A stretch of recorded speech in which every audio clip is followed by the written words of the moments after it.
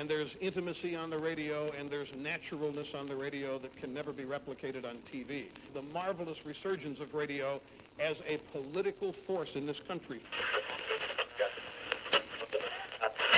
News-related radio programming is evolving.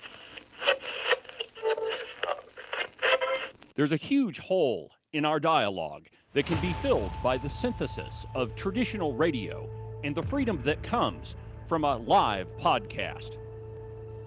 You're about to experience Cowboy State Politics live. Here we go.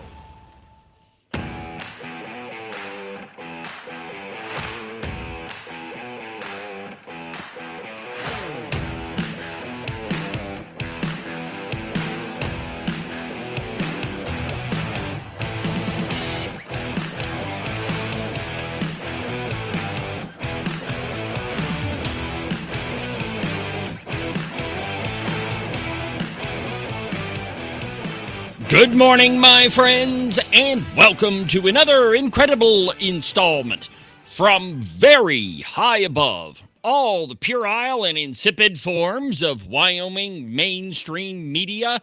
This is Cowboy State Politics. I, of course, am your illustrious host, David Iverson, firmly ensconced behind the silver Cowboy State Politics microphone and broadcasting to you from the base of the Bighorns at the Cowboy State Politics Studio in Sheridan, Wyoming.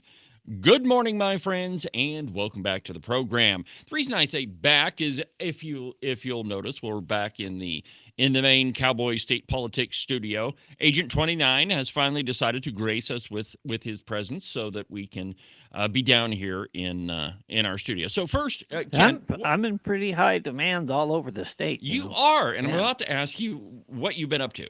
Why have you not been here? Well, any excuse will work. We've been working on a subcommittee. I chair a subcommittee that's looking at the budget of the Department of Health.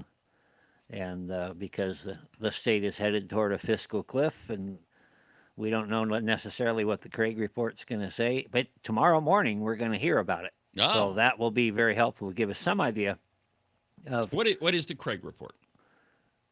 Oh, it's the Craig report.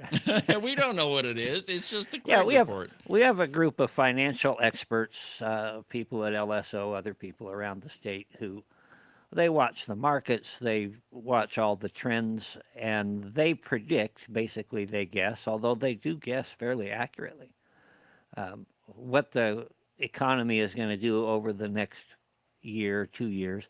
It's and a projection. That's what we base our budget on. We don't base our budget on how much cash we have. We guess we're going to have this much, so that's how we decide. Yeah, it's just as ridiculous as saying, I think that I'm up for a promotion. I'm going to get a raise, and so let's go buy a Mercedes. Buy that Harley. Yeah, exactly right. That's how we budget. Well, it is a little more careful than that, and maybe later we'll talk about how we budget. Yeah, I'll leave that up to you. It's your show. Yeah, well, we do have several. Even though I'm the star. Well, you're a legend in your own mind. Well, we do have several sound bites. And if you'll remember last time we were here, I don't know if it was last week, I've lost track of how often I can be in this fantastic studio. But we did a segment about how Wyoming budgets. And there was a bit of a dust-up between Kangaroo Mike Giroux and our own Agent 29. Well, it turns out, as it almost always is 99% of the time, we, namely Ken, was right. And Kangaroo, well, he's full of crap like usual. And so we've got a number of sound bites set up. And, it's going to take a while to go through, but you need to hear them because you're told all the time how careful Wyoming budgets and how all of these expenditures are just absolutely necessary. Well, the truth is, none of them, except for the conservatives, actually try to figure out what we need to spend money on. The rest of it is what we want to spend money on, and that's how we've been running Wyoming for quite some time. So we've got those, and there's a lot of other stuff in the media that, frankly, the Democrats and some Republicans, for that matter, are saying some crazy things, and it never fails that when I sit down to do show prep the night before, you can't really find a lot of stuff. And then there's a flood it usually happens about 11 o'clock at night, where I start seeing all of the ridiculous videos. So we've got a lot to do on the program today. And, welcome back, Ken. So we begin, however, with the cow pie. In an article entitled Snap Fallout Has Wyoming Dems and the Freedom Caucus Saying the Same Bible Verse. Well, I mean, it is the same Bible, unless it's one of these progressive ones. By the way, did you hear about the new progressive Bible that they're putting out, Ken? Did you hear about that one? Yeah, the first one I remember was called Good News. Well, yeah, but that one actually makes an attempt Yeah. to stay close to Scripture. No, I haven't heard about, but this one's a cartoon. Oh yeah, this is nothing new. This sort of thing has been done forever. Yeah. Well, it's a Bible, and I meant to do a story on it this morning. Maybe we'll hit this tomorrow. But some progressive groups are putting out this new interpretation of the Bible, and it's all in cartoon form, and it's aimed right at kids to indoctrinate them into what the progressives think they want children should know. So, I mean, it's fascinating.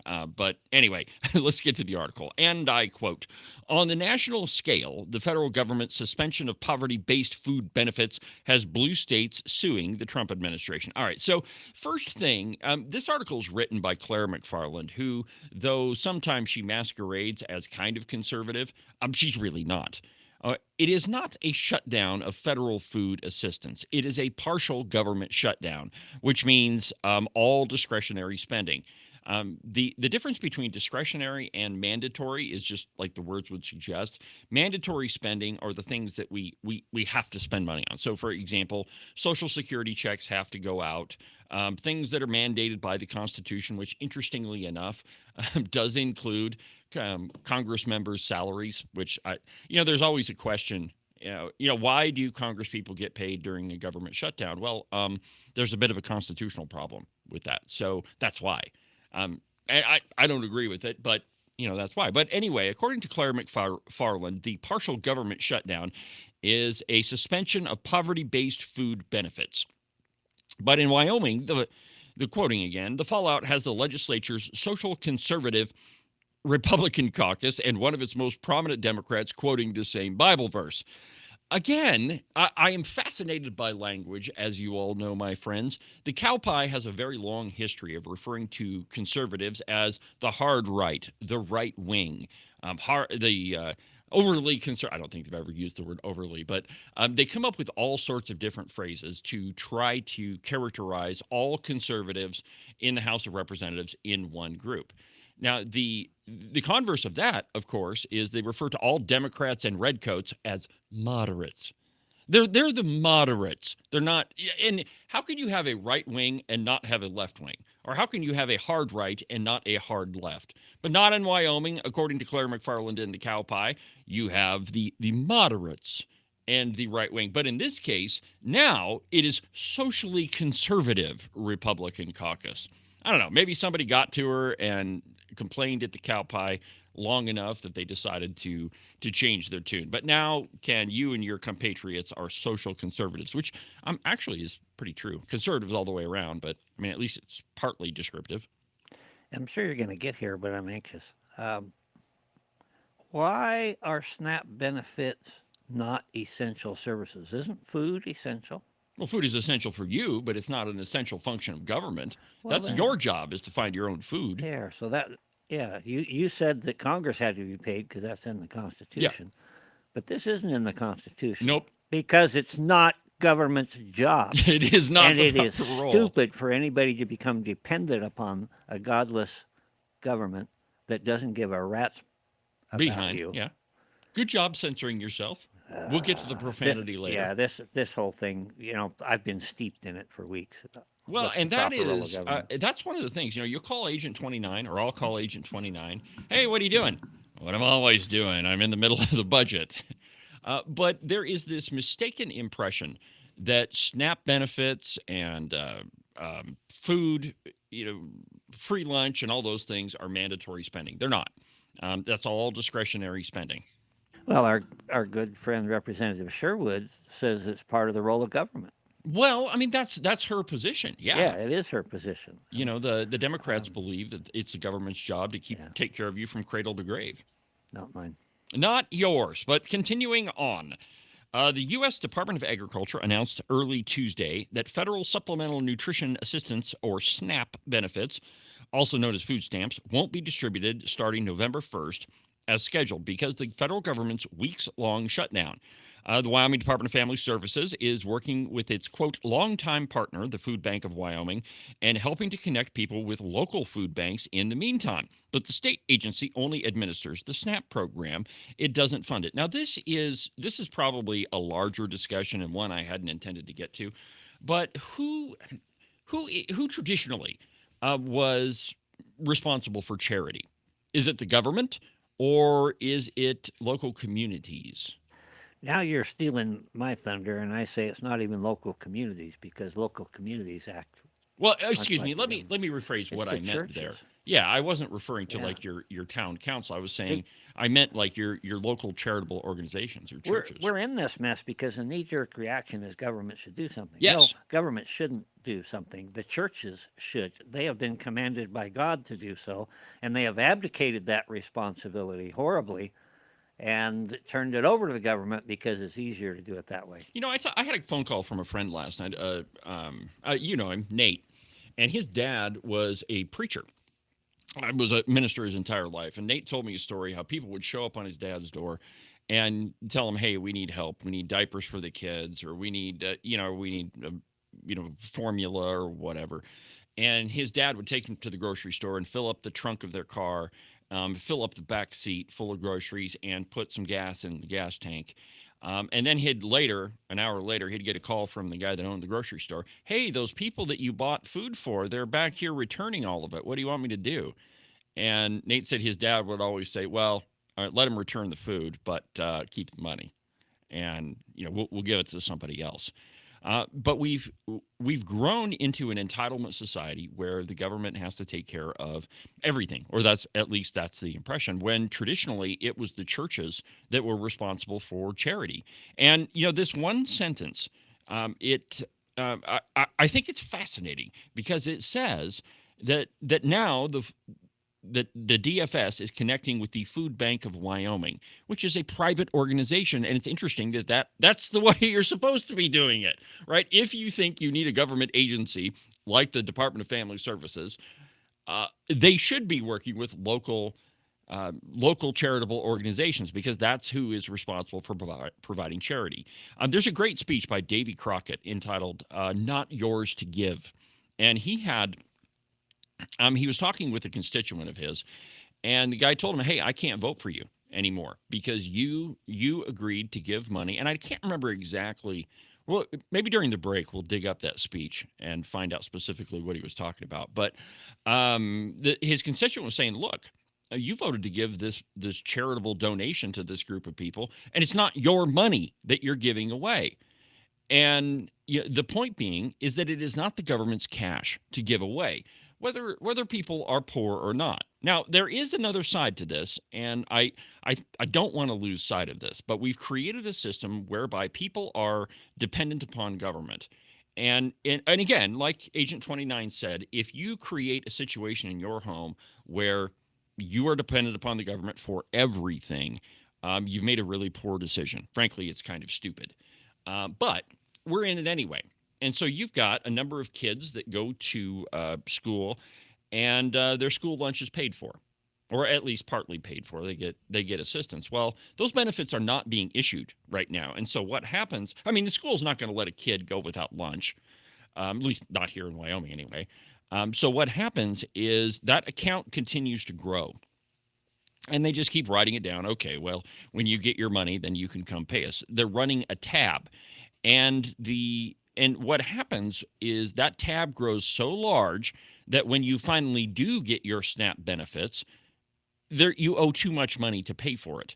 The same holds true for the power company or the water, your water bill or anything. You go in debt, and then when you finally get your SNAP subsidy or whatever you want to call it, then it takes the whole thing to catch you up, and you're probably not going to. So we've created a system whereby people are dependent, and then we partially shut down the government, and those same people who were dependent upon the government to begin with now become indebted.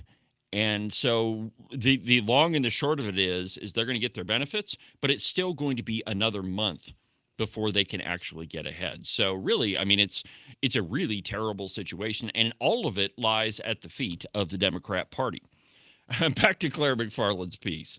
The DFS can't dispense those payments on November 1st and ask for reimbursement later because the federal government sends money directly to benefit cards. DFS Public Information Officer Kelly Douglas told the Cowboy.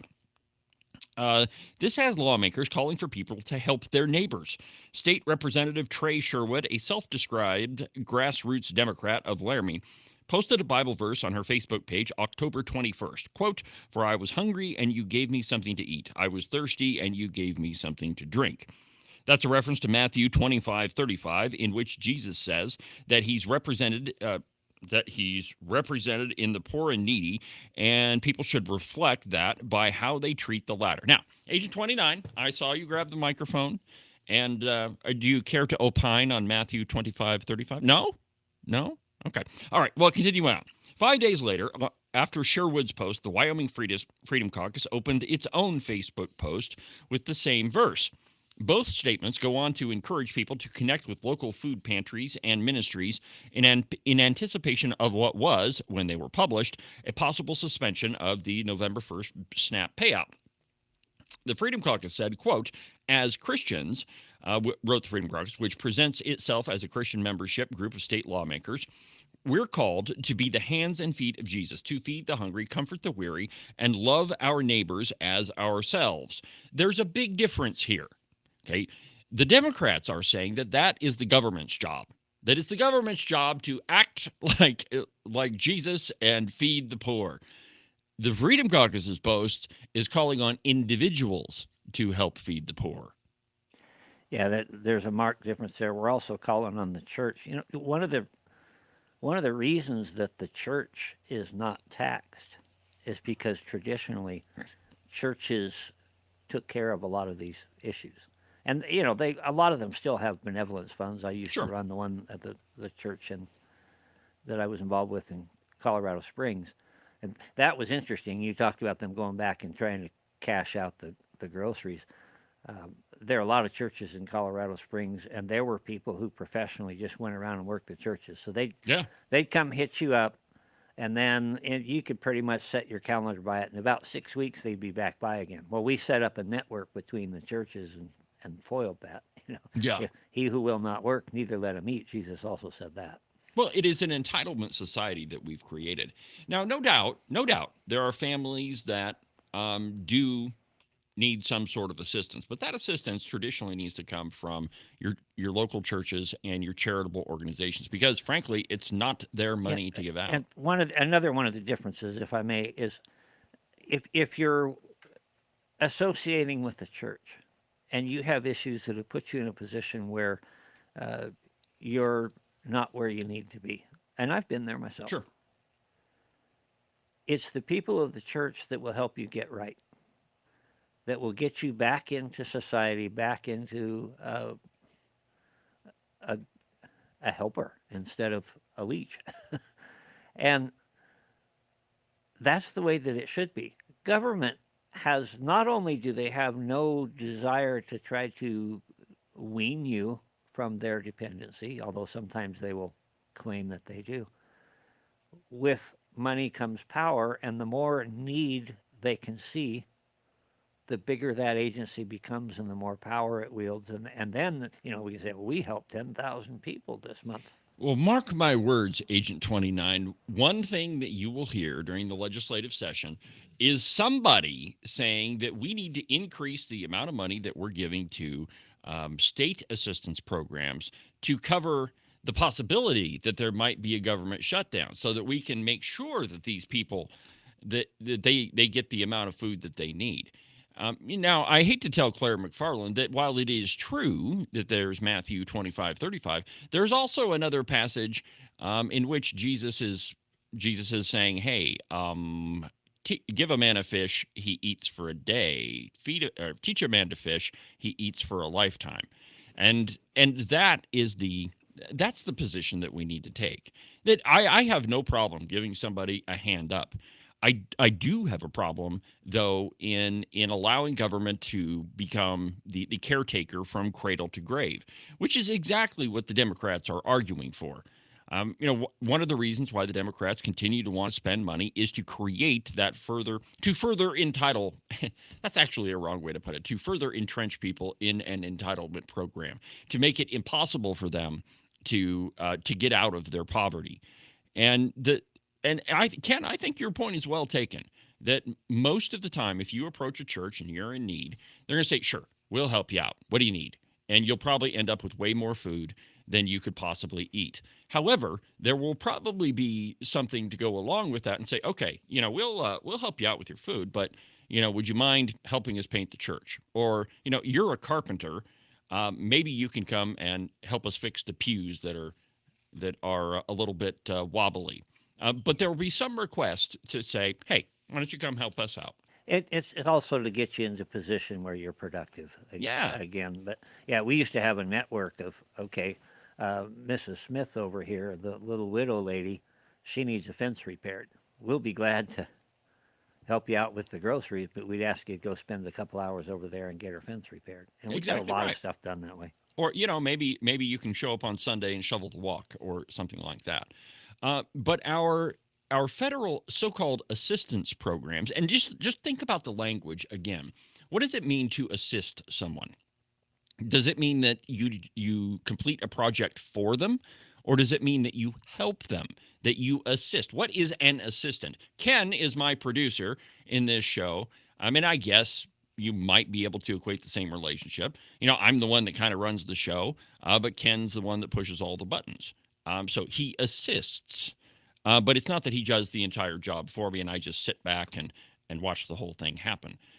So language is important here. And what happens is when you enlarge these state and federal programs, they become more than what they were intended. And let me give you a perfect example. Sack lunches during the summer. Now, there's always an argument to be made. Well, these kids aren't just hungry during the school year. They're hungry during the summer, too. So we should feed them during the summer. Give them lunch. Come by the school during the summer, and we'll give you a sandwich and a cookie. I'll give you another example of mission creep. That's a good way to put it. Yeah, there's an agency within the Department of Health that takes care of chronic diseases. And when that was set up, they were actually looking at that, chronic diseases, and how can we help with that. Well, then they kind of got a handle on that, and they start looking around and say, what else can we call a disease? Yeah. And the most recent one they added was obesity. Put down the spoon. Yeah, that's a pretty wide swath. Yeah, I mean, that's another issue entirely. So let's hear. Back to the article. Representative Tom Kelly of Sheridan didn't summon much optimism toward that end, saying that SNAP suspension could drive people even deeper into their political presumptions. Quote, disruptions in SNAP won't change anyone's mind, wrote Kelly in a Tuesday text message. It will either be seen as evidence that too many people are dependent on government or evidence of how crucial the program is. Let me just venture a guess which conclusion will be drawn. As for Kelly, he supports the idea of SNAP and using it to feed poor kids, he said. But he'd like to see it narrowed so it is not feeding able-bodied adults who have the capacity to work, Kelly said. I'm definitely a supporter of keeping it targeted towards families with children and targeted towards real food, not soda or junk food. And that's another issue entirely. When I lived in, or when I first moved to Virginia, I had seen the classic, hey, somebody's got this big food stamp card, and they pull up in a brand new Lincoln, and they stack their 3 shopping carts jam-packed full of junk food. I mean, everybody's heard of that, right? Years ago, there was a video of a guy on a food stamp card buying lobster and steak. I mean, we've all seen those stereotypic examples, but I had never witnessed it in person. And the first trip late at night to Walmart, which, by the way, in Southwest Virginia, a late-night trip to Walmart is an experience that I wouldn't wish on my worst enemy. Well, I don't know. There are some enemies that I wish that they would, maybe have to go through that. But it is entirely different than I had ever seen. And it really is, jamming the carts full, 3 carts deep full of junk food, soda, or, Coca-Cola and Ho-Hos and Twinkies. And then you watch them pull out the SNAP card. Okay, all right, maybe they got a big family, all right? Maybe they need a treat every now and again. And then you follow them outside with your cart, which is only half full because you could only buy half full cart of groceries. And you watch those groceries be loaded into a brand new Lincoln Navigator. And it was not until that point that I really, really realized the depth of this problem. I had a friend once that was standing in the grocery line, and the gal in front of him had all kinds of stuff in her cart, Sure. and she pulls out food stamps to pay for it. Okay. And he looks at her, she looks back at him, and he reaches down and grabs a candy bar out of her stack, opens it, and starts eating it. And he says, "I'll be over at 6." She's looking at, "What are you talking about?" He says, "Hey, I helped you pay for it. I'm going to help you eat it." Yeah, may not. Why not? All right. Well, we're going to go ahead and take a quick break. And when we come back, we'll get to some more politics, national politics anyway. As it turns out, Mayor Pete Buttigieg is leading the Democrat field. If you can believe it, bad news for Gavin Newsom and Kamala Word Salad Harris. But it's the truth, my friends. Buttigieg ahead in the polls. Next.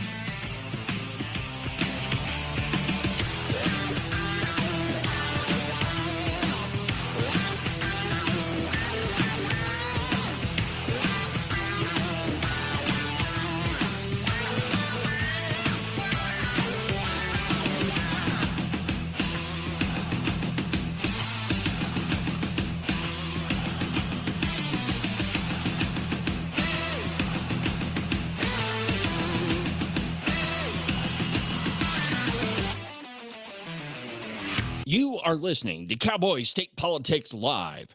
You can listen to the program on YouTube, on Facebook, on X, on Rumble, pretty much everywhere.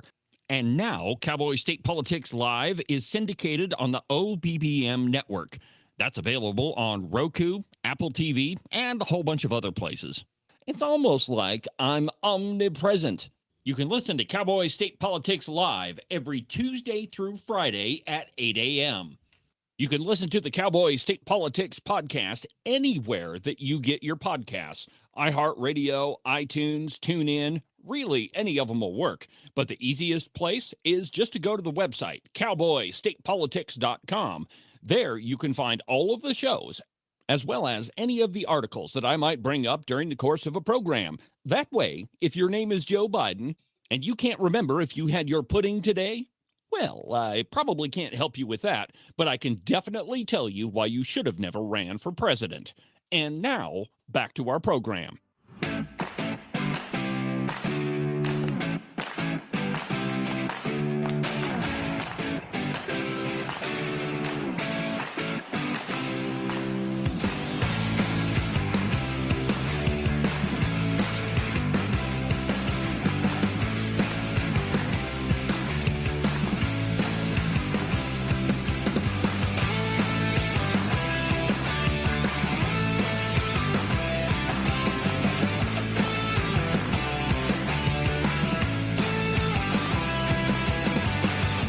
Welcome back to the program, Cowboy State Politics Live on a Wednesday. I'm your host, David Iverson, doing what I was born to do with talent given to me by God himself. Welcome back to the program, my friends. Now, before the break, we were talking about charity. It is an absolute fact that conservatives are the most charitable group of people in the entire country. It's not even close, my friends. When you compare the charitable donations of conservatives, I mean, they outpace Democrats and liberals by an order of 10. And the reason is we firmly believe in helping out people that deserve help. And, anytime that that I've been around, I'm a deacon in our little church, and every single time we've had somebody come and say, "Hey, I'm in a hard spot. Can you help us out?" We haven't had to dip into the church coffers at all. It's all we got to do is go talk to a couple people and say, "Hey, this person over here, they're hungry. Can we help them out?" And you'll have people banging down their door saying, hey, I made this casserole. Oh, I've had this turkey in my freezer for a couple of months. You can have it. By the way, do you need me to show you how to cook it? And the truth is, Ken, conservatives are way more charitable than the Democrats are because they believe in government charity, which is not a thing. Yeah, we believe in being a steward of your own money.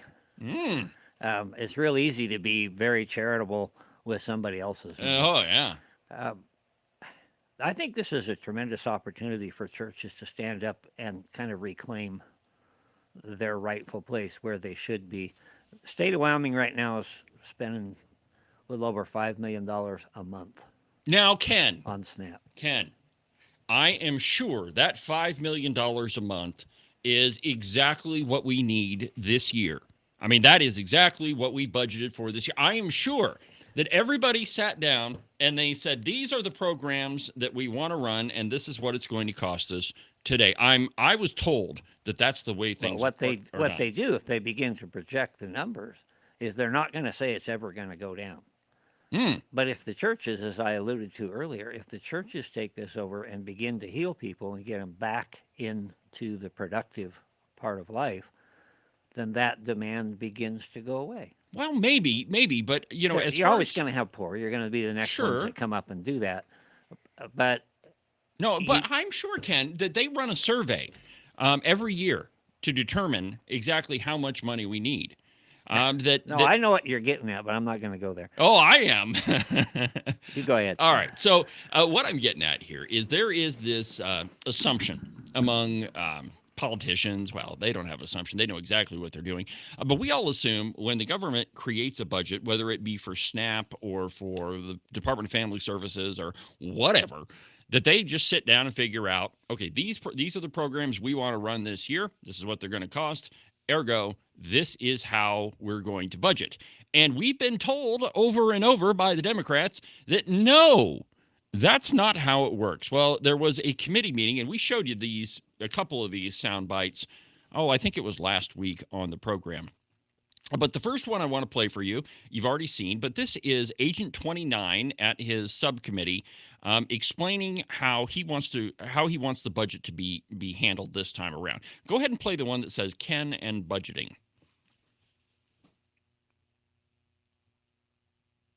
For the next meeting, I just had one comment about budgeting in general. This comes from my dear old Army years where I controlled no budget near as large as yours, but pretty substantial. And we had, basically what you did is you took last year's budget and then you added on whatever gravy you thought you could squeeze in. You usually asked for more than you knew you're going to get, and you come back to something else. And I know that there are members of the Appropriations Committee who would like to try to develop a little bit different thinking among the agencies, that we go back to a zero base. We start over each time and say, these are the most important things. This is what it's going to cost us. It's a little bit more work in a way to build it from there. But it may well be that there are just things, we do this, we ask for this because we always have. And I think we touched on a couple of those today, things that maybe aren't necessarily being used. Those are the things that we're going to be looking at as well. Okay. All right. I think you get the point. How effective is this? Could it be? So what Ken is saying is we need to get back to a place where we just figure out what programs we need, how much those are going to cost, and how much money we're going to spend on it this year.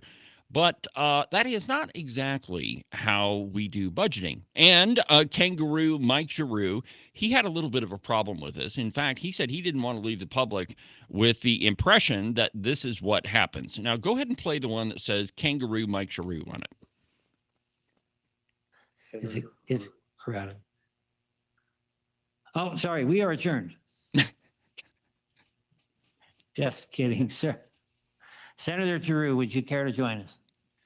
Thank you, Mr. Chairman. I've been listening all day, and very interesting stuff, and thanks for the opportunity. I just want to push back slightly on something you just said, Mr. Chairman. I just want to make sure I understand you were talking about your past career and what you used to do in your budget, but I want to make sure we don't leave anyone thinking that that's how we do it in the state of Wyoming, because it's not. Oh, it's not. And I would say that as a blanket statement across the way I just heard, and I'm sure I heard it wrong, so you can help correct me, but Oh, don't that one worry, just we kind of will. jumped out at me. All the rest of the day I've been kind of listening along and following along with interest.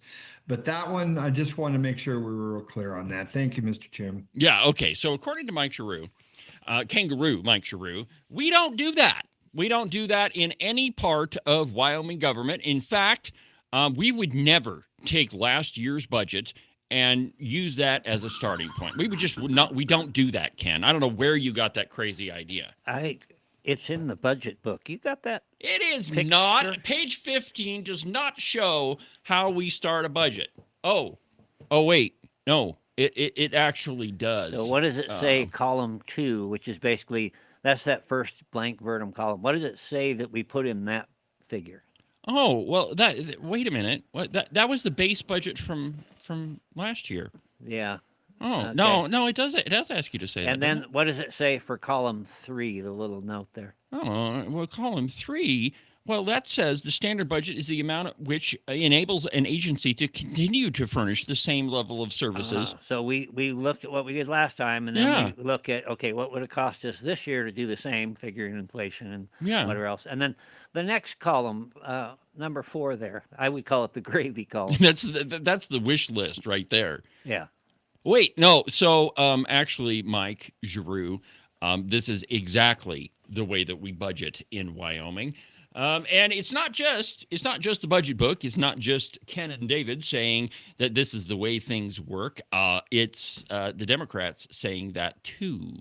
Go ahead and play the Chris Rothfuss one.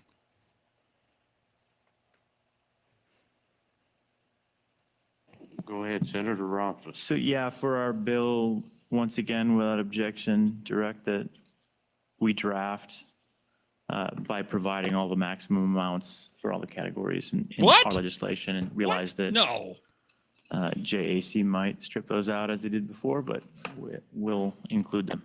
We draft by providing all the maximum amounts for all the categories in our legislation. Mr. Chairman, I presume that also includes the priority numbers on the left and the school district and projects. Correct, yep, Okay. yep. As your template indicates, as we've traditionally done. As we've traditionally done, says complete leftist Chris Rothfuss, which, by the way, Chris Rothfuss is the guy that said that all conservatives are racist to our core. He also happens to be the guy that is validating exactly what Agent 29 was saying, in that this is precisely how we've budgeted for years. You take the amount of money that you spent last year, you add on top of it what it's going to cost this year, and then you put the gravy train on it. Yeah, but it's not just the Democrats. The chairman of this committee, this happened to be school finance. Yeah. Or this was school facilities back in August. So the chairman of that committee, Bill Landon, who is a quote-unquote Republican, watch this. Redcoat.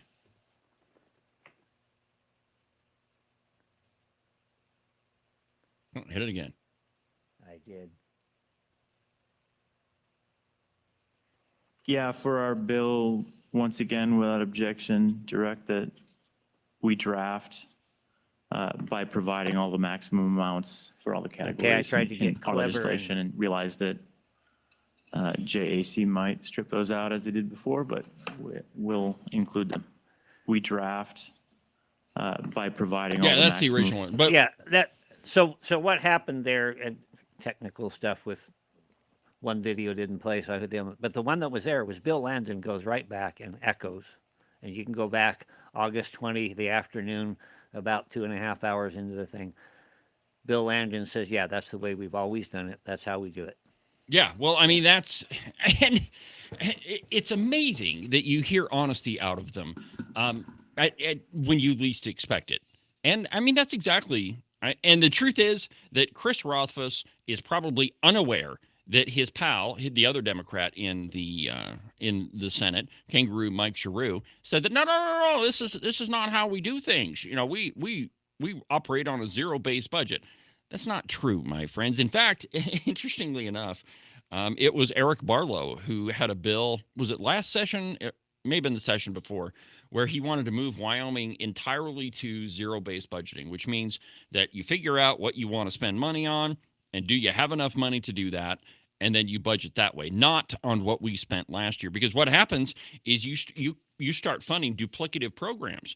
There's a program that we're funding and you forget all about it because nobody's using it. And then somebody comes up with a bright idea and says, hey, we ought to fund this program, which happens to be exactly the same as the other one. And you end up funding both of them. And this gets replicated across the entirety of the Wyoming budget. Wyoming has, you mentioned earlier the Craig report, and we do a biennial budget. So every 2 years we get together and set the budget. And what we do is bet on the come. We think this money is going to come, we bet there. Well, we have almost enough cash that we could pay for over a year up front. And what I would like to see is to revise the budgeting process. We say, okay, we have this much cash. This is how we're going to spend it this year. And then revert back to that zero-based budget concept. Okay, we're going to take care of this year. Now, let me tell you the real reason why the Democrats don't want to go back to that. Because it would expose all of the coffee cans and different programs that they've set up. And by Democrats, I do mean the redcoats also. But if you went back to a zero-based budgeting system, it would expose all of the dirty deals that they've set up for decades, all of the programs that they've taken off budget. And that's what I mean when I say coffee can. A coffee can is a trust fund, or it is or it is an entire program that the legislature really doesn't have a say on anymore. They're just operating on their own. One of those is the Wyoming Game and Fish. Well, there's some differences. The coffee cans basically are trust funds that are set up so that the legislature doesn't have to deal with refunding a particular agency over and over and over again. So we put them on autopilot. We put some money in an account, several $1 million, and they operate off of the interest of that. And the problem is, even though the legislature technically has authority to go back and you just run a bill and look all over it. Yeah, we don't do that because we're very, very busy in the time that we have. So these things go on and get forgotten about and overlooked into perpetuity, to the tune of somewhere around 700 of these funds out there that support other things. You can go through the budget book and they're all listed in there, but who has the time or takes the initiative to do that? Well, nobody does, which is why we have all of these. One of us did. Yeah, one of you did, namely Agent 29. But a couple of things here. So we set up a trust fund, and let me give you a great example. The 988 hotline. This has been a real popular one to talk about for a while. The conservatives took a lot of heat for this, and frankly, I think that they made the wrong argument. The argument that they made was, we don't want to fund something in perpetuity. We want to keep it on budget so that we can review it every year, which is the right attack, which is the right approach. But the argument that they made was incorrect. The correct argument should have been that even before Wyoming set up a 988 hotline, nobody would call 988 and not get somebody on the other end of the phone, because there was already a federal 988 hotline. It's just that these redcoats down in Cheyenne wanted to set up their own Wyoming 988 hotline. Actually, we did start with that, and what the answer was, we need Wyoming solutions for Wyoming problems. When somebody from Wyoming is thinking of killing themselves, they don't want to talk to some gal in Cincinnati. They want to talk to somebody in Saratoga, somebody that understands, a jury of your peers. And I think the reason why I know the reason why I started that argument is that position got drowned out because when this whole thing started, conservative Republicans were not in charge of the House of Representatives. It was the redcoats. And so what started with that argument, hey, we've already got a 988 hotline. Why do we need our own? It was, no, we got to have Wyoming people, Wyoming solutions for Wyoming problems. And so that thing got funded. Well, the other reason why you would want to keep it on budget is to make sure that the program is still being effective, to have oversight, which is the job of the legislature, to provide oversight to the executive branch. And don't you think it would be a good idea to make sure a program is actually functioning? because there were a lot of reports after the establishment of the Wyoming 988 hotline that you could call in and talk about transgender issues. That there were all sorts of things that were being talked about on that hotline that didn't really have too much to do with suicide. So the correct argument was twofold. One, you've already got it. And two, if you put it into this trust fund, there's going to be no oversight on it whatsoever. Now, that's just one program. There are 600 or 700 others that we've done that with that the legislature doesn't even really provide any oversight for. Now, Ken mentioned The edible bean board. yeah, the edible bean board. This is crazy. They have like what, one meeting a year, and guess where it's at? Well, no, don't stretch the truth. They had a meeting in Mexico, and it's questionable as to what all was paid for. That's where I was going. Yeah, The meeting they held. But, no, they it's held not is- like they have their annual convention in Mexico. That's not the case. And most of these are ranchers, and they help each other out.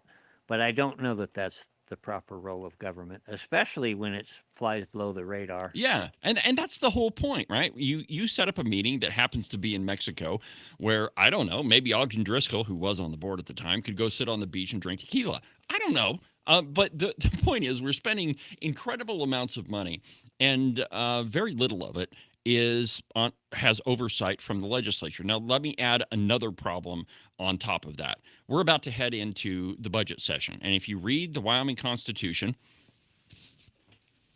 this little book, it'll tell you that we have a general session 1 year, which is 40 days long, and then we have a budget session, which is 20 days long, half as much. The thinking being, of course, that you're only going to deal with the budget. And then there's another safeguard on top of that, that any bill that doesn't have to do directly with the budget has to receive a 2/3 vote on the House, on the floor of the House. Now, last budget session, it was the conservatives who had more than a 2/3 vote, they had more than a third vote, so they could stop any piece of legislation. And there were a lot of news articles at the time. They killed 13 committee bills right out of the gate. Well, of course we did, because they were all stupid, and we shouldn't have been talking about them anyway. Well, now it's the Democrats and the Redcoats who have more than 1/3 of the House in their vote, so they could really stop anything if they wanted to. But the real problem is during the budget session, you're going to see, you're going to see hundreds and hundreds of bills. Last session, I heard that there were 700 bills that were submitted to LSO. I don't know where we actually ended up with the amount of bills that actually hit the docket. But there are so many things, so many bills that are filed in the legislature that don't have anything to do with the budget. And so one of the reasons why they don't have a lot of time to go through all of this stuff is because they are dealing with other crap that is not related to the budget. And it's not just the Democrats and the Redcoats that do this. It is Republicans too. I don't know when the bills will start popping up on the LSO website or on wildledge.gov, but you're going to see a whole bunch of them that don't have anything to do with the budget, which, that's presumably the reason why they're down there. You'll see a bunch of them from the right, from us. Yes, it's both. And It's both part of that parties. is because we haven't been able to get any of these things into the light of day forever. So you've got, a bunch of good conservative freshman legislators that think, hey, I'm at least going to try and throw it up there. And if it gets voted down and not allowed onto the floor, then they can campaign with that. So, I tried to do this and they shut us down.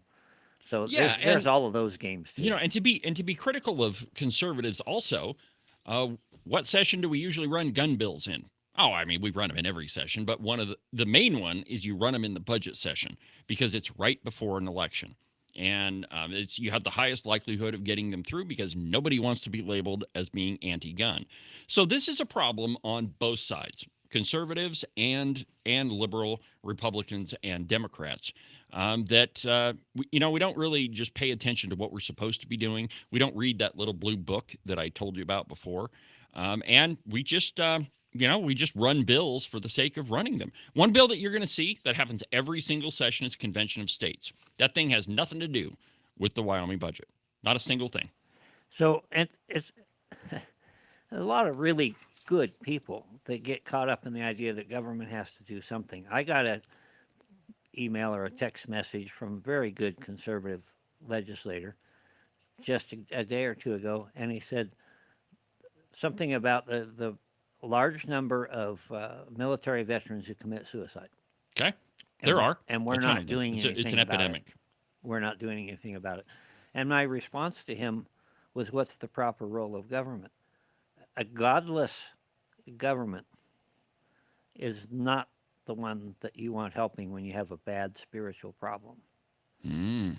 And that too worked its way into the suicide bill. Was, is it government that ought to be doing this, or should this be set up by the churches? Should this be set up by Christians who actually care about the real issues? Yeah. And I would say the latter. And frankly, Ken, while we're assigning blame to a lot of these problems, part of the blame does rest with the churches. Because churches have abdicated their duty for so long. And how often have you heard this whole thing? Oh, you don't talk politics in church. That's absolutely ridiculous. We would not have a country had it not been for the churches during the American Revolution. It was the preachers who pushed the revolution to, the public at large. And I mean, the whole idea that we can't inject the church into politics is absolutely ridiculous. And let me just give you one concrete example. So if you walk into the Capitol Rotunda in Washington, D.C., you're going to see a whole bunch of paintings around. The rotunda is round, but there are paintings on every single wall. And in every single one of them, you will either find somebody praying or a Bible, or, I mean, they are all religious scenes in every single painting. So tell me exactly why those are there. It's not because we have this huge separation of church and state. In fact, that whole thing came about from a letter from the Danbury Baptist to Thomas Jefferson. And their whole concern was that if the Constitution was ratified, that they're going to be forced to become Catholics. And Thomas Jefferson replied, he said, no, you don't understand. There's a wall of separation between church and state. And what he meant was that the way the Constitution was written, that the government doesn't have any role in the church. He did not mean the reverse, that churches don't have any role in government, because he would never have argued that. But that has become misconstrued by the Supreme Court, in my not so humble opinion. And now we think that the church doesn't have any place in government, which is absolutely absurd. So I mentioned before the last break, and we're kind of going long here, but that's all right. So there's a piece from The Hill that says that Pete Buttigieg is leading the 2028 Democrat field. It's a New Hampshire poll from The Hill, and I quote, "Former U.S. Secretary of Transportation who didn't fix a road and created more potholes than even in his small town when he was the mayor. He is leading the 2028 Democratic field for president in New Hampshire, according to a new poll from the University of New Hampshire.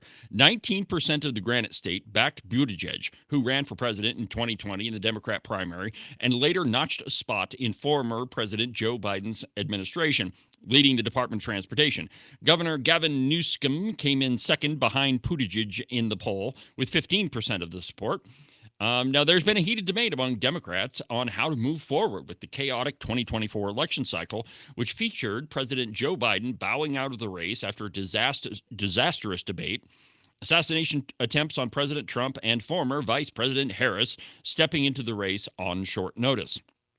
Harris herself earned 11% backing the New Hampshire poll among the 2028 candidates. But the point here is that the Democrats do not have anybody on their backbench. Do you really think that Gavin Newsom is going to have a chance against J.D. Vance or Marco Rubio or any of the prominent conservatives? I mean, that's a pipe dream, even though he says that he's considering a run. And when you're behind Pete Buttigieg, maybe you ought to consider a career change. Well, I won't say it. I had another line in mind, but don't forget AOC. Oh, wait, no, she did get 14% of that poll. Quoting, Alexandria Ocasio-Cortez, a notable member of the Democrat left flank who garnered 14% in the New Hampshire poll, has recently positioned herself as a leading figure in the party. And the truth is, my friends, that the Democrats are in disarray, and they've done it to themselves. And a big part of it is this government shutdown. For so long, They have been banking on the idea that only Republicans get blamed for the government shutdown. But when the whole reason behind the partial shutdown, the so-called shutdown, is to protect subsidies for Obamacare, I mean, that's a Democrat ideal. You know, if conservatives had any gumption in them at all, they'd completely defund and replace Obama and repeal Obamacare in its entirety, because it's not the proper role of government. If you want to know why your insurance rates are so high, it's because government is involved. Every time government gets involved in something, prices rise, and the dang thing doesn't work the way it was intended to, including the so-called Affordable Care Act. It's a disaster. Yeah, I just read an article yesterday that was talking about a poll said 70% of the respondents said the insurance system is totally broken. No, absolutely it is. That health insurance is completely unaffordable, and I would say yes, it is. What matters is why. Well, and yesterday on the live program, I brought you an article that said those government subsidies that the Democrats are holding up government for, they're not going to cover the increase in premiums for next year. So even though the Democrats are fighting for this, government subsidy for Obamacare, it is not going to be enough to cover the amount of increase that insurance companies are going to charge people. So it doesn't even matter. Yeah, the dollars could go a lot farther if we weren't trying to cover a whole bunch of illegal aliens too. Yeah. And there is more and more evidence that is absolutely the case. And I mean, it goes on and on. Let's go ahead and take our next break, and then we're going to come back. Lots more to talk about on the program, my friends. Whole bunch of stuff you never thought. Well, I mean, the Democrats, of course, you're going to hear them say stuff. They're all nuts. Back in a minute.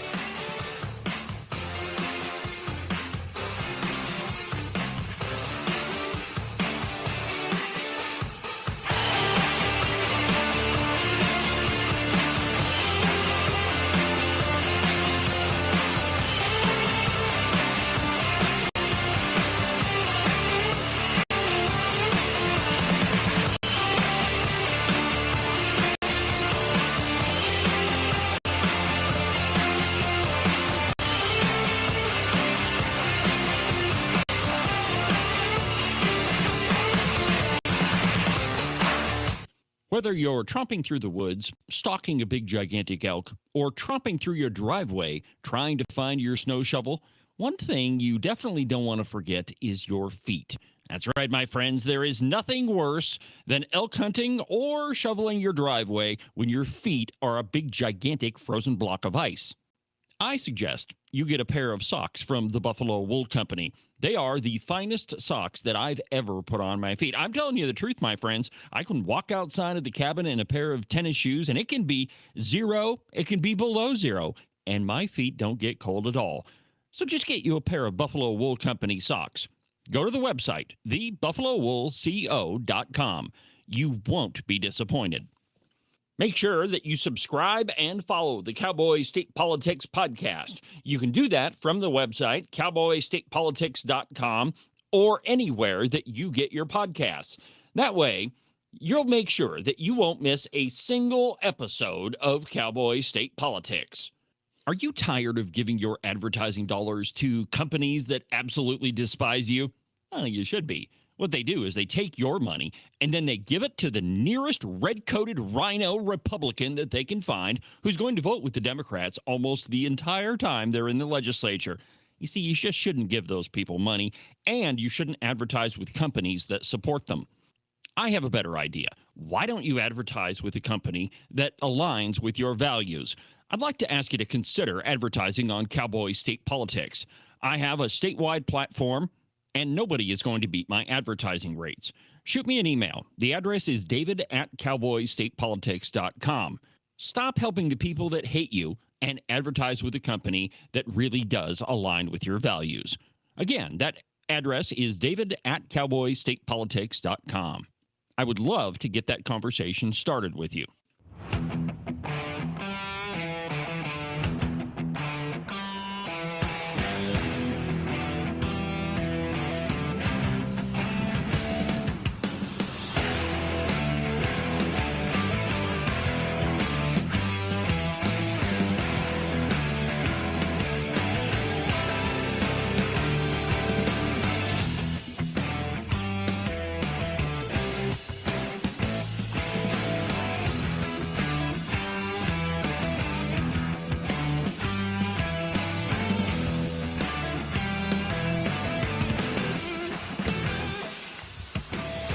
Welcome back to the program, Cowboy State Politics Live on a Wednesday. I'm David Iverson, documented to be almost always right 99% of the time. That's true, my friends.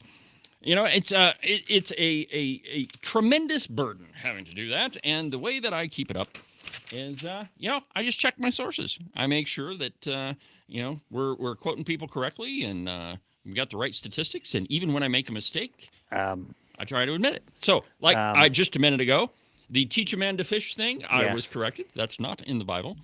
Where's that from? I don't know, but it's not a direct quote. It's a common expression, but I don't think you could attribute it to Jesus. Yeah, and you know what? I was thinking about the feeding of the 5,000 and all of that. Yeah, anyway, so let's see here. The next piece, and this one's fascinating. Ken, you're wearing the appropriate hat today. You might want to show everybody. Yeah, let's go, Brandon. Very nice, very nice. From the Hill, Kathy Hochul said she thought the Tax the Rich chant was "Let's go Bills," and I quote. New York Governor Kathy Hochul said Monday that she initially thought the crowd's "Tax the Rich" chant while she spoke at a rally for New York City mayoral candidate Zoran Mamdani the day prior was instead "Let's go Bills," referencing the NFL's Buffalo Bills. Quote, given the perception you received last night at Zoran's rally, where people were chanting tax the rich, are you going to hold the line on raising taxes? Here is what she said. Go ahead and play that one. Kathy Hochul.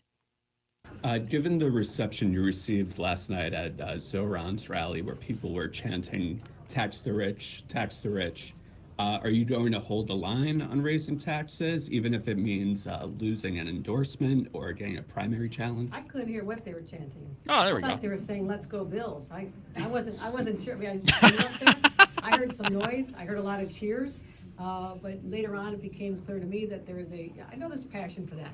I mean, I went in there as the leader of the Democratic Party, whose job it is to unify behind the Democratic nominee. I love the energy out there.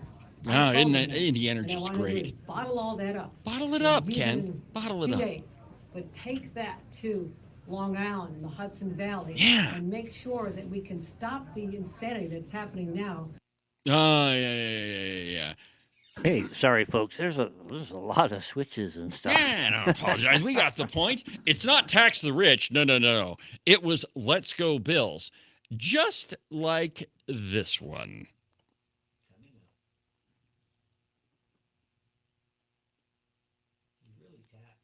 Yeah, it's the one that's F. Joe Biden. By the way, before we play this, there is a little bit of language here, so you can't get the full effect unless you hear the original. I found it. Sorry for the delay. I got to keep apologizing because I like to be perfect. But yeah, well, there's only one guy that's perfect. I haven't even got 99% perfect. It's not yet. us. Here you go. Oh my God, it's just such an unbelievable moment.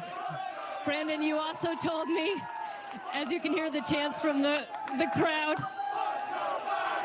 "Let's go, Brandon." Brandon, you told me you were going to kind of bring back those first two stages and just watch and learn. What did you learn that helped you there in those close? Oh, the chant that spawned a million flags. "Let's go, Brandon."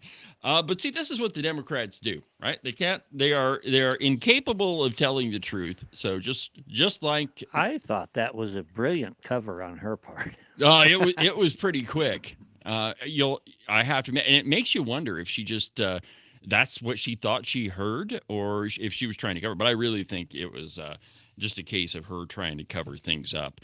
But anyway, so Kathy Hochul, she doesn't want to tax the rich, apparently. But I don't think she's going to have any choice. When Zoran Mamdani gets elected, well, there's going to be a lot of things changing in New York City.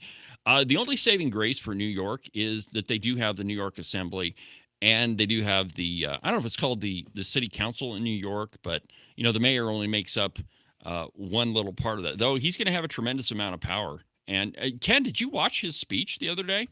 That it was free buses. No, I was immersed in the budget. But it is the same chant of all the socialists. Free stuff. Vote for me, I'll give you free stuff.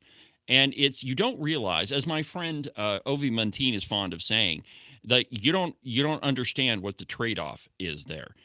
Because when you're given free stuff, with the shekels come the shackles, and it always happens that way. But that's what he's campaigning on. Give away the farm, government food stores, rent controls. I bet that's going to work out fantastic. He said that during his speech too. Remember 40 acres and a mule? I don't know about that one.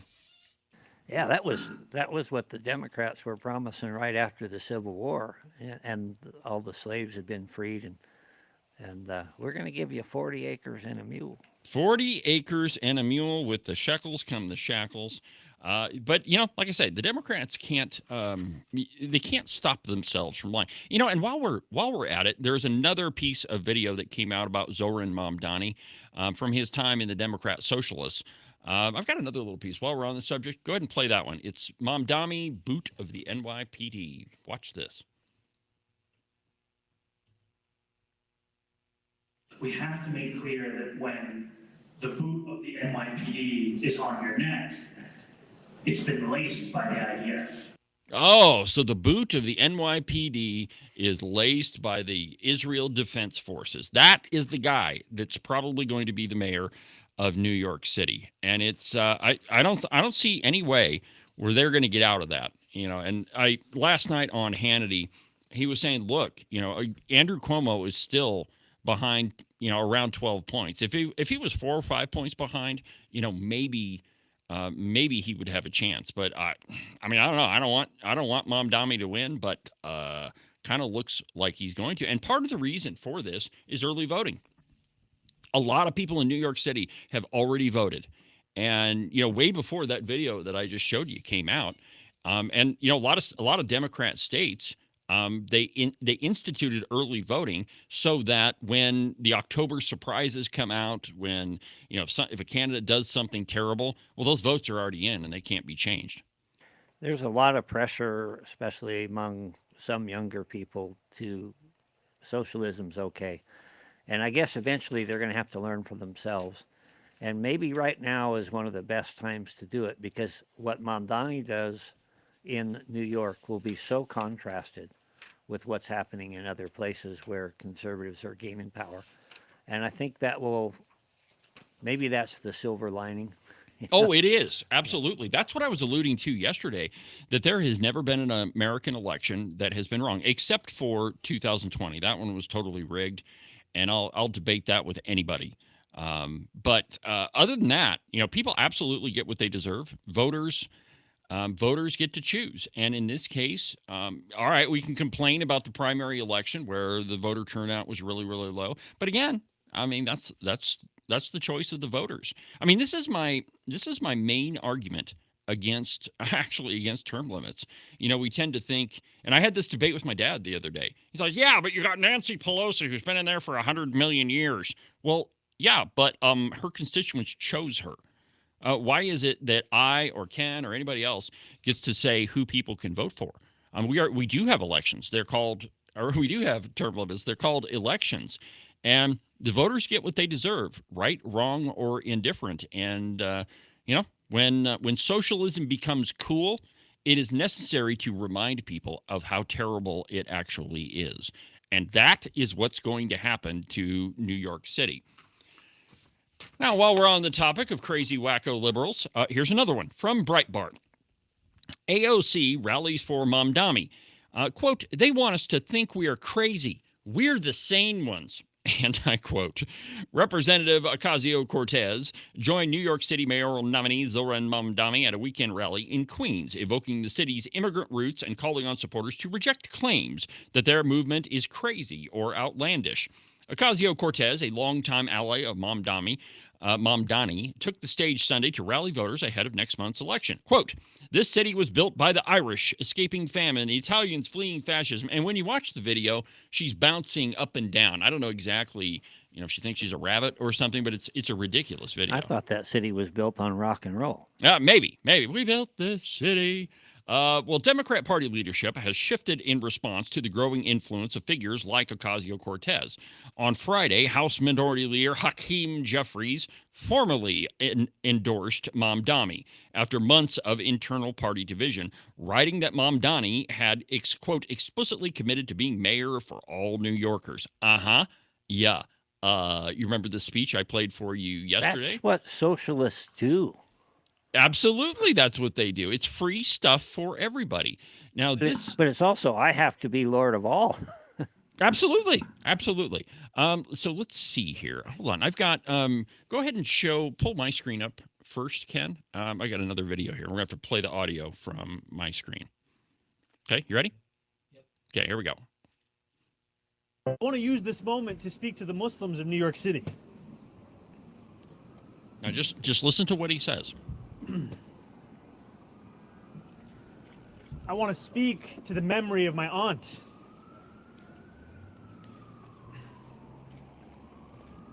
Oh, who look at the stopped taking the tears. subway after September 11th because she did not feel safe in her hijab. She didn't. That is the main problem. That is the main result.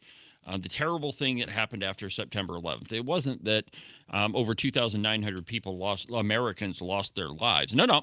It's that his auntie couldn't wear her hijab. But as it turns out, it wasn't his auntie anyway, because this woman right here, let's see here. Let me just blow it up big for you. Okay, so this woman is actually his aunt. But the problem is she wasn't living in New York during 9/11. She was living in Tanzania. And you'll notice that she's not wearing a hijab either. But Zoran Mamdani, he's up there crying about it. I mean, he was holding back the tears. And when he looked at the camera, you could see that he actually was crying. Of course, they were forced tears. But nonetheless, he was crying. So none of the things that the socialists say are actually honest.